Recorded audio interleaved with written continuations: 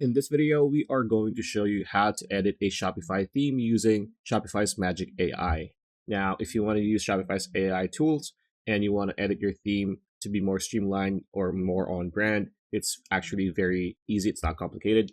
What you want to do once you're in your dashboard, look towards your left-hand side. This is going to be your main menu. And what you want to do is click Online Store, right? So, like so. And here, what you want to do next is there are three options here: themes, pages, and preferences. Of course, we want to edit our themes, so we click themes, right? So do that. It's going to show you this page, right? So here, what you want to do next is click edit theme, right? This is edit theme. This might have been different a few months ago. Now it says edit theme. So let's just click this to do so, like so. There you go. All right, now we are in our theme page. What you want to do next is, for example, you want to change your heading, right? It says browse our latest products by default. You might want to change this to a different copy, right? Different text, right? So let's click on this.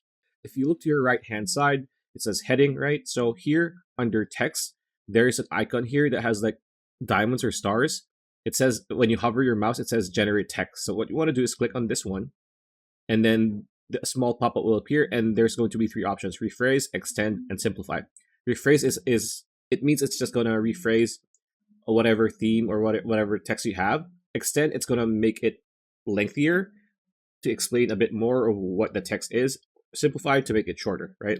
So for this example, what we're going to do is we're just going to try rephrase. So click on rephrase, and now it's going to generate three options. So browse, right? Browse our latest products, says explore our most recent items, investigate our most recent items, and check out our most recent items, which is pretty cool. Another cool thing here is you can change the tone of your generation. So it says expert. So if we click on this, there are other options like daring, playful, sophisticated, persuasive. So depending on what you're editing, you can change the tone of it. So, but for the meantime, we're just going to stick with expert. And I think the first option is good to go. Or if you're not satisfied with what it generated, you can just click generate again, and maybe it's going to generate something you like. So let's choose explore our most recent items, like so. And as you can see, automatically it's going to be changed by your AI. And then afterwards, if you're done, you can just click save and you'll be set. So pretty much it. That's a video. Hope you liked it. Like, comment, share, subscribe, ring that bell icon. We'll see you on the next video.